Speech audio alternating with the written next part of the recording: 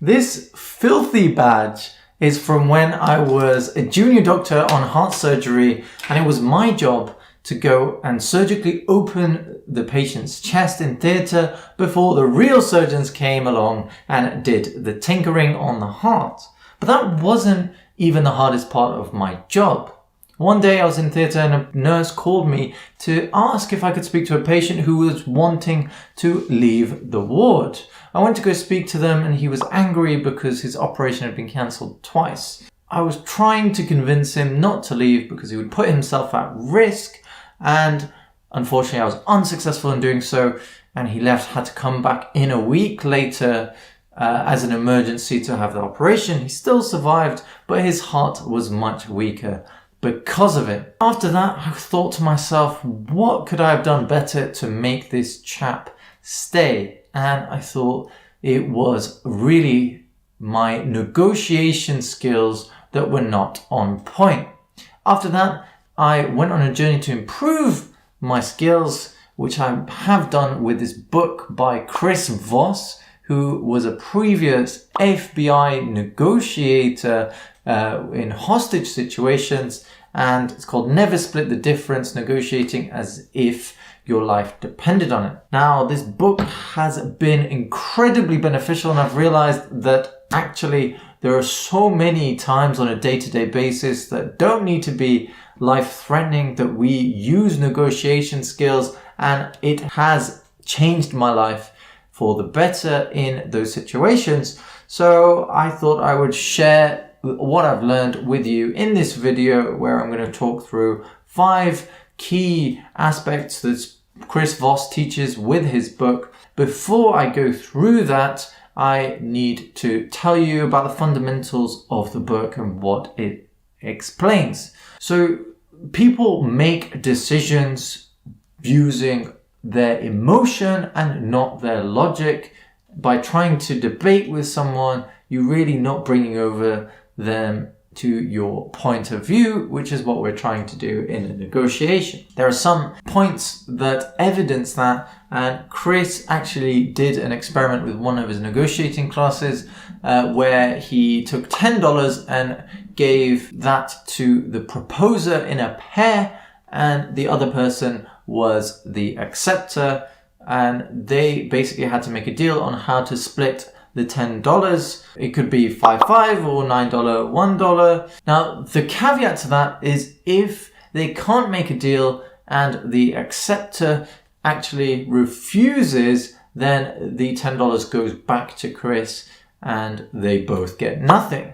At the end, what he realized when they did the experiment is that people came up with all kinds of different numbers, and it was an equal distribution of 8-2 and 6-4, 7-3, 5-5. Not one single pair split $9 proposer and $1 receiver. There was a clear reason for that, because the receiver would be so annoyed with that offer that they would actually say no completely, and we would rather that both of them get nothing than take the $1 from that trade. That shows that it was not a logical decision, because if you think about it, why would you take $0 instead of $1? Surely you would prefer the more amount of money, but out of principle, out of this idea, this emotional concept of fairness, they said no. Now, there's even more evidence to back this phenomenon, because Antonio Damasio, who's a psychologist, actually wrote a book about Descartes' error in 1994, which was investigating patients who had brain damage in the areas that process emotion. What they found is that they could logically think about a decision, but never actually take that decision forward, because to step over the finish line of a decision, you need emotion to get you there.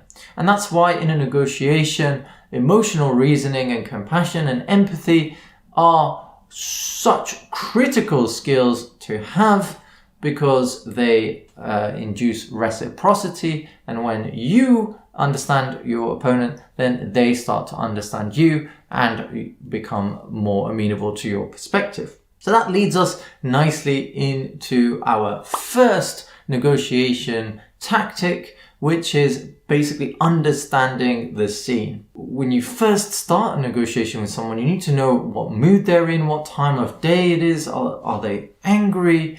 How many decisions have they needed to make that day? Because all of us suffer from something called decision fatigue, where we can only make a certain number of decisions in a day, and there's plenty of evidence to back that. That's why if you're going for an interview, you'd be much better off going in the morning rather than the afternoon, because the likelihood is that by the time you go in the afternoon, they've already interviewed so many people that they've made their decision, and you would need to be somewhat remarkable to change their mind. Now, if you do find yourselves stuck in a situation like this where the other person is fatigued for whatever reason, maybe they had a bad night, maybe they went out before, you really need to keep it as simple as you possibly can. No lengthy logical arguments. You can be as short and sweet as possible. So ideally, if you can use the getting to know strategies, then you will be well on your way to making an effective negotiation. So that leads us to our second point, which is what are the getting to know strategies and what are they based on? Well, most of traditional negotiating structures actually rely on something called getting to yes, which is where you get the other person to say yes as much as possible, with the idea that means that they're more receptive to your argument. Now, there is a serious problem with that, and that is that Chris, in his book, describes that there are actually 3 different types of yes. One of them is a confirmation, one is a commitment, and the other is a counterfeit yes. And that is that when someone says yes, but actually they're just trying to get rid of you. You can think that they've agreed, but actually they won't call you back when you try and speak to them afterwards. And that's why no is a much more effective strategy to aim for, because it's much easier to get people to understand what they don't want than what they do want. And you will also get much more success in doing it that way. We've all had a really annoying telemarketer that calls and they start with asking questions like, have you had an accident that wasn't your fault? And it's like, even if you have, you're desperately trying your best not to say yes, because you know that's just going to lead you down a pit that you just don't want to get into. So other questions that you can use to employ this strategy are things like, when you're trying to set the scene, you can say things like, is now a bad time to talk, rather than is now a good time to talk. Or you can say, are you against da da da da? Or is it a ridiculous idea if da da da? And the other one is like, if you've already opened up a negotiation with someone, and they have gone radio silent, and you're trying to reignite that discussion with them, you can say, have you given up on da da da da? It can be this project, for example. Now, that leads us nicely onto our next negotiation tactic, which is getting someone to say the 2 magic words, which are, that's right. It doesn't need to be verbatim those, but essentially there is a very big difference between someone saying that's right and you're right, because lots of people nowadays are actually going for you're right, which is, trying to be clever and sophisticated in our arguments in a way that makes other people think that, yes, you're right, but really, again, it's not something that they connect with. When they say that's right, it's something they also truly agree with as well. And how do you get someone to say that? Well, it's by basically making them understand that you know what their perspective is, but particularly by summarizing their reservations about a particular topic. To give you a reason for this is because everyone has a deep need to be understood. To give you an example of this, I was away at a snowboarding holiday with my friends in France last year, and we met a couple who was on their honeymoon at this ski resort.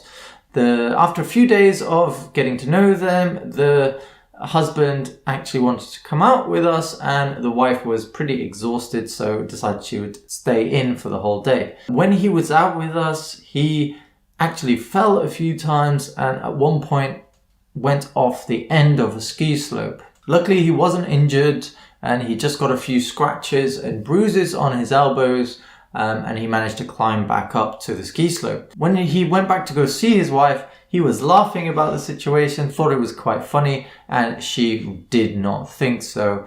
Was very angry and sent him out from the hotel room, of which he came to our room instead. Now, when he first came in, he was so angry, slamming the door, ready to punch a wall, and the first thing that I did was listen. Used minimal encouragers and just tried to understand what his perspective was and summarize it back to him.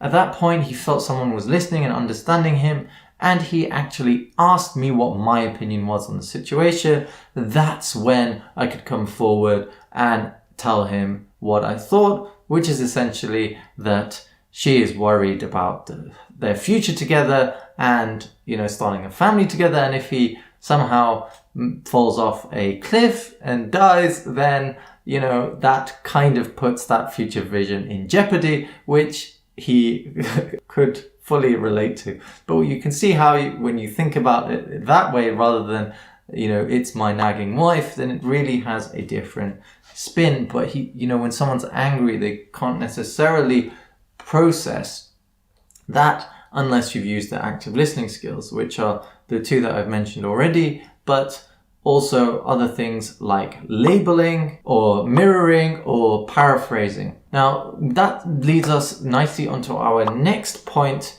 which is that quite frequently, as much as you don't want to say it, sometimes you have to say no, but you should let it out a small part at a time. The reason is for that is that not everybody is trained to hear no as a good thing, like we are by Chris. Some people hear it as quite sharp and an end to conversation or negotiation. And when you learn to slowly release no, you actually can get, in a business negotiation, the counterpart to start bidding against themselves. And there are actually 4 ways to say no before actually saying no. And the first one is, if you want to say, you can say something along the lines of, how am I supposed to do that? And it really just reflects the conversation back to the other part and forces them to be empathetic to your situation and makes them try and come up with a solution for your problem. That's one option. The other option is they turn around and they say, that's your problem, not mine. And if so, then probably the negotiation wasn't going to go far in the first place, and you need to think about whether you want to do business with that kind of person. The next one is when they come back to you, could be something like, I'm sorry, but that doesn't work for me. The next one after they come back to you is by labeling their offer and then stating your response. So you'd say something like, your offer is very generous, but it just doesn't work for me. And it avoids them from feeling backed into a corner. It helps them to understand that you feel that they're treating you fairly, but that it just genuinely is that your situation won't allow you to take the offer. But if you need to say no again, you can say something like, I'm sorry, I just can't do that. And then finally, rather than saying no directly, you can qualify it by saying, I'm sorry, no, as your 4th response. And that leads us to our final, probably most important 5th section, which is using calibrated questions. And these are very important for basically, rather than telling someone what your perspective is, getting them to understand it as if it were their own, and so that they can see it in a much more neutral way. To give you an example of this, so let's say you're in a negotiation, someone throws out an offer that you don't like. Rather than saying something like, you're screwing me out of money, stop doing that, you can say, how am I supposed to do that? Questions that are calibrated usually use how or what. They make the other person come up with an open-ended answer, and they can rarely use why as well, but they never use who or when questions because they have such a closed response. Examples of things that would be counting as calibrated questions would be like if you're trying to find the intention behind a question, you can ask a question like, what makes you ask that? And someone may not necessarily say directly, but if they, resist, you might say something like, I just want to make sure to answer the question you're really asking me. So sometimes the question behind the question is more important than the question itself. Another thing you can do is also combining labeling and calibrated questions, things like something like, it seems like you have a good reason for asking that. And that would be followed by you being totally silent and respecting the other person's ability to think of an answer and come forward with it. Don't break that silence after asking that question. That's very important. We could phrase it in a different way where you could say, it seems like you have a good reason for not doing something. And then other calibrated questions help you to find out intentions behind something, what people are working towards or what the situation is. Or it's like you can ask questions like, how can I help make this better for us? How would you like us to proceed? When you ask things in this way, it really just adds the next level onto that conversation. And I hope this video has been a good framework for a starting point to your negotiations and will help to improve things. It definitely has for me. And if you enjoyed this video and found it useful, then take a look at this video here, which is about how to be happier at work. And I will see you in the next one. Stay safe and never split the difference. Take care.